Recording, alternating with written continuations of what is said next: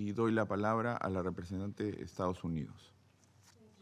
President, and thank you, Ambassador Bale and Special Envoy Jinnit, for your briefings and your work to advance the commitments under the Peace, Security, Cooperation Framework for the DRC and the region.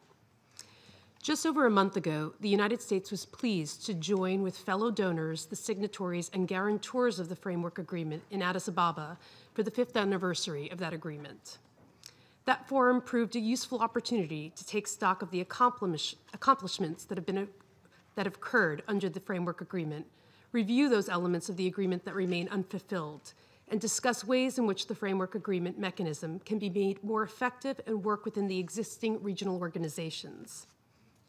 Signatories of the Framework Agreement understood there are inherent linkages between peace, development, security in the DRC, and the prospects for long-term stability across the broader region.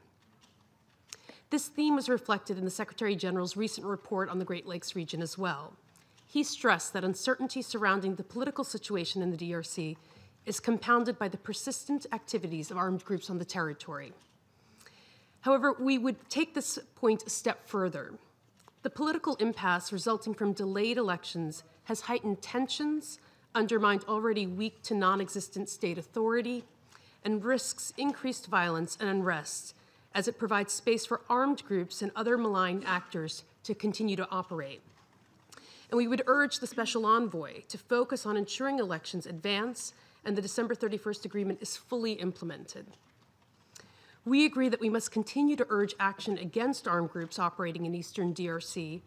We cannot pretend that there is any solution to these problems without a full implementation of the December 31st agreement, electoral provisions in DRC's constitution, and the electoral calendar. The DRC must hold inclusive and credible elections in December 2018 that lead to a peaceful, democratic transfer of power. No more delays will be tolerated. We were particularly heartened in Addis to see consensus on the importance of DRC's election for regional stability. Continued strong leadership from the African Union, the Southern African Development Community, and the International Conference of the Great Lakes region will be critical in advance of the election to ensure that preparations continue moving forward and that potential spoilers are held accountable.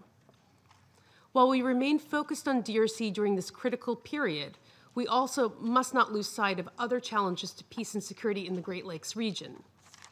In this regard, we are particularly concerned about Burundi's planned constitutional referendum on May 17th. Already, we have seen numerous reports of violence, intimidation, and harassment of those perceived to be opponents of the referendum.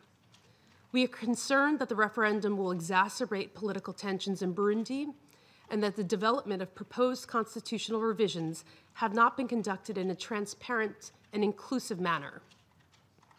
Failure to respect the Arusha Agreement risks further destabilizing Burundi with unpredictable repercussions for both Burundi and the region.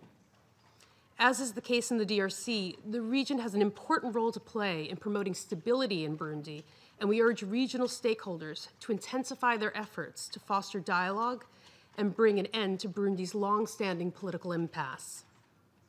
Special Envoy Jinnit, your role will be critical in working to strengthen and support the regional mechanisms, advancing peace and security in the Great Lakes region as DRC and Burundi proceed through this very important period. We urge you to continue engaging with key stakeholders in the region and inform us of any additional steps necessary to advance your mission. Thank you, Mr. President. A la representante de los Estados Unidos por su declaración.